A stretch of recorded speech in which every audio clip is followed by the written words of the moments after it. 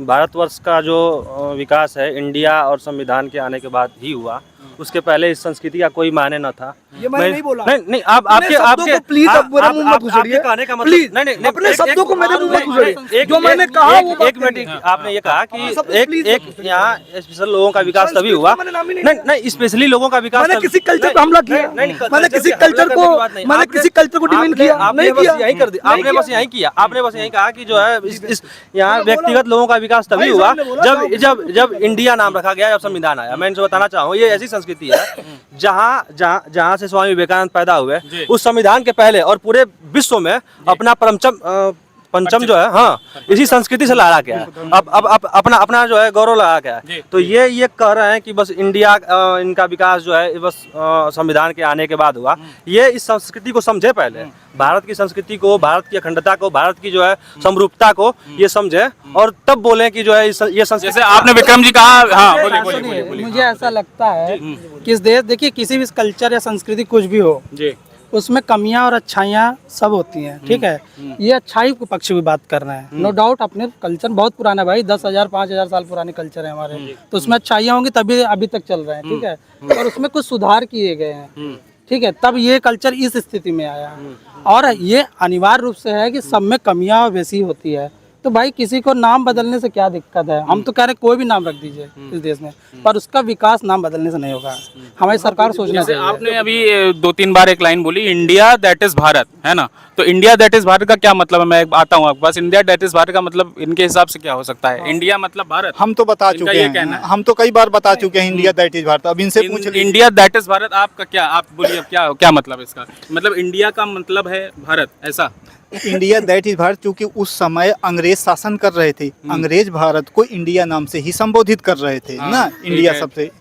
तो उस समय जो है वो भारत नाम ही नहीं ले रहे थे। तो ताकि जो प्रस्ताव पारित हुआ वहाँ ब्रिटेन की संसद में, तो वहाँ पे जो आज़ादी दी गई स्वतंत्रता, भारतीय स्वतंत्रता विधेयक को, तो उसमें चूंकि भारत का नाम इसलिए रखा गया इंडिया दैट इज भारत, ताकि अगर सिर्फ इंडिया या सिर्फ भारत तक कहते तो उन्हें शायद ये कहीं दिक्कत न हो किस देश को आज़ादी दी गई, किस देश को स्वतंत्रता मिले। तो उसको डिफाइन करने के लिए कि इंडिया मतलब जिसको हम इंडिया जो कि भारत है, इंडिया जो कि भारत है, अब भारत है, पहले भारत था, अब जो है जो जिसको हम पर्सनली इंडिया नाम से बोल रहे थे, तो इंडिया दैट इज भारत जो बात है, उस कॉन्टेक्स्ट में ये संविधान पे लगा।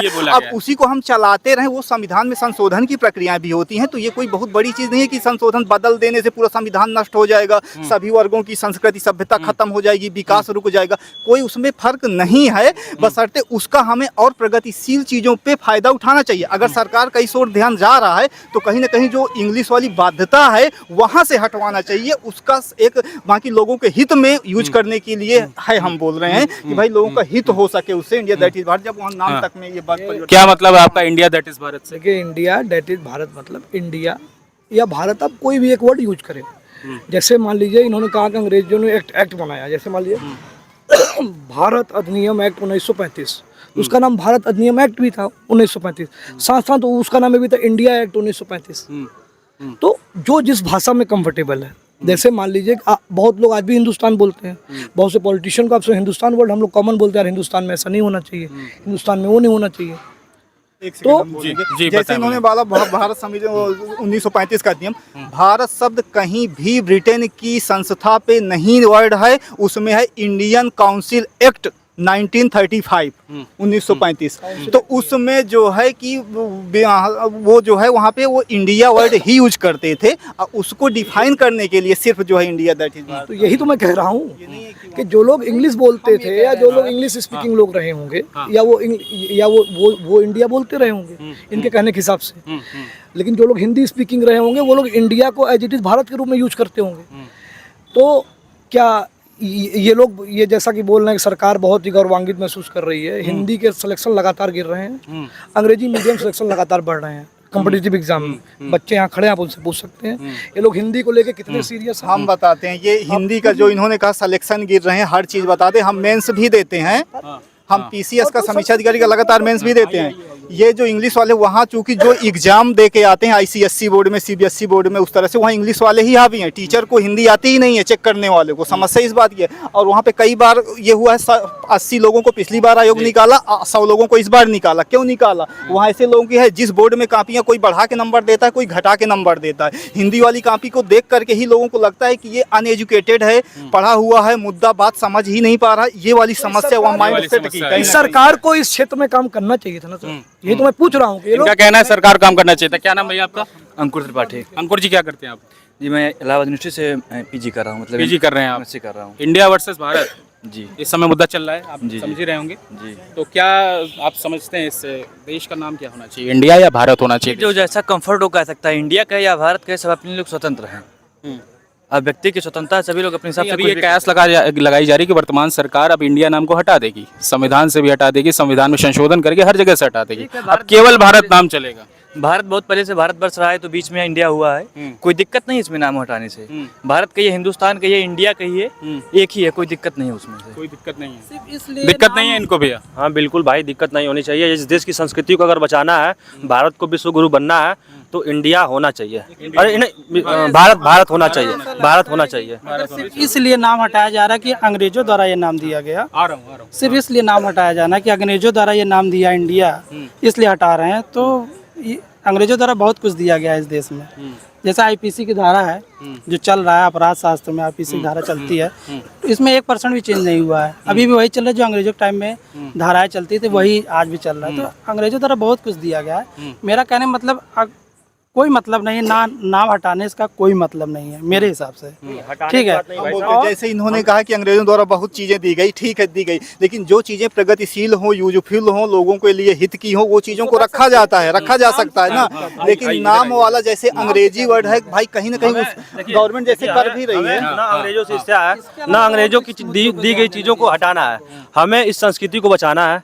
भारत जो है एक वेदों के हिसाब से जो है एक स्थान बताया गया है। हम उस भूखंड में रहते हैं, तो चूंकि उस संस्कृति को बचाने के लिए सरकार ने जो ये कदम उठाया है, वो ये रहना चाहिए। हमें किसी से हिस्सा नहीं है, ना अंग्रेजों से हिस्सा है, ना किसी को। बात कल्चर की, तो हिंदुस्तान की एक टेरिटरी है जो आज़ादी के बाद मिला है। उससे पहले कोई टेरिटरी नहीं थी। जो जहाँ जो बिल्कुल वाइट टेरिटरी थी। मैं बता रहा हूँ, जैसे अकबर के टाइम में। हाँ बोलिए, क्या कुछ कह रहे थे आप? आप कह रहे हैं अंग्रेजों ने नाम दिया भारत को, तो क्या आप अंग्रेजी पढ़ना छोड़ देंगे? अरे ये आज अंग्रेज भाई साहब का मुद्दा ये है कि भारतवर्ष से नहीं भारतवर्ष, हाँ मेरा मुद्दा ये था कि देश का नाम भारत होना चाहिए, इंडिया। समझ में कहीं अंग्रेजों ने नाम दिया है। हाँ। अंग्रेजों ने तो इंग्लिश की पद्धति शुरू की है यहाँ पर, इंग्लिश की पढ़ाई के लिए। इनका कहना मतलब है इंग्लिश पद्धति भी खत्म हम बता रहे हैं नहीं, इनका जो मतलब था वो हम बता रहे हैं। जब यहाँ पे अंग्रेज आए, 1935 का मैकाले एक्ट जो आया ना, उसमें फेडरेशन थ्योरी अंग्रेजों को, वो चूंकि वो यहाँ शासन कर रहे थे, वहाँ से इतने ज्यादा क्लर्क लोग आ नहीं पा रहे थे, तो ऐसे अंग्रेज तैयार करना चाहते थे रंग रूप से, यानी हम भारतीय हों और दिमाग मस्तिष्क सोच समझ से अंग्रेज। ये वाली उनकी रणनीति फेडरेशन थ्योरी, और इस आधार पे दिए थे कि भाई कुछ क्लर्कों को तैयार कर लिया जाए, उससे हमारे शासन में जो हेल्प करने वाले लोग ऑटोमेटिक तैयार होते रहेंगे, इस सेंस पे। उसके बाद जब वुड एक्ट आया 1854 में, उसके बाद उसमें प्राइमरी एजुकेशन पे रीजनल लैंग्वेज की बात की गई। जैसे शिक्षा का विकास हुआ आगे चल के, मतलब लोकल लैंग्वेज का हर जगह दी जाए, फिर धीमे धीमे करके ऊपर अंग्रेजी। लेकिन उस चीज़ को आज़ादी के बाद इस ओर बिल्कुल भी ध्यान नहीं दिया गया। उसको सुधार की, कहीं ना कहीं समाज को प्रगतिशील बनाए रखने के लिए समूचे समुदाय का हित देखते हुए जहाँ भी कहीं सुधार की जरूरत हो किया जाना चाहिए। कोर्ट को वैसे ही अछूता छोड़ दिया गया, सिर्फ अंग्रेजी ही चल रही है, ये बिल्कुल गलत है। कोई भी देखेगा सुनेगा बहुत अचंभित होगा कि क्या मामला चल रहा है। कोई कितना अच्छा वकील हो, लायर हो, जाके वहाँ अगर हिंदी कहा है तो नहीं कर सकता है। आपका कहने का मतलब क्या था कि इंग्लिश हटा देनी चाहिए, इंग्लिश पद्धति खत्म कर देनी चाहिए? अंग्रेजों के सभी चीजों से दिक्कत है, तो इंग्लिश हटा देनी चाहिए। एक सब बताता हूँ कि इस सरकार को या इस लोगों को, अंग्रेजों को किसी चीज़ों से दिक्कत नहीं है। हमें बस अपनी संस्कृति को बचाना है। इनका कहना था कि आपको अगर इतनी दिक्कत है तो अंग्रेजी छोड़ दीजिए। हमें छोड़ना नहीं है कुछ। अगर हमें एक चीज़ आती है दूसरी पकड़ने में कोई दिक्कत नहीं है। हमें अपनी संस्कृति को बचाना है। हमें इस संस्कृति को समझ के आज भी यूथ को समझाना है कि हम पहले क्या थे, विश्व गुरु थे, और आज उस संस्कृति को पकड़ के आज भी विश्व गुरु बनना है। स्वामी विवेकानंद के पद चिन्हों पे चलना है, महात्मा गांधी के पद चिन्हों पे चलना है, और आज ये पूरे विश्व को समझाना है। जैसे प्रधानमंत्री जो है जा रहे हैं पूरे देशों को एक संदेश दे के आ रहे हैं, वैसे हमको समझाना है कि आज वो जो संस्कृति भारत की पहले पुरानी कल्चर थी, उस कल्चर को पकड़ के पूरे विश्व को समझाना है कि जो ये चीजें हैं वो सही है। भारत एक अलग अपना पहचान रखता है, और वो पहचान पुरातन संस्कृति से चली आ रही है। सहमत है इनकी आज बात से? आज आज की ये चीजें सहमत नहीं हूँ हैं। उनकी बात से, कोई दिक्कत नहीं।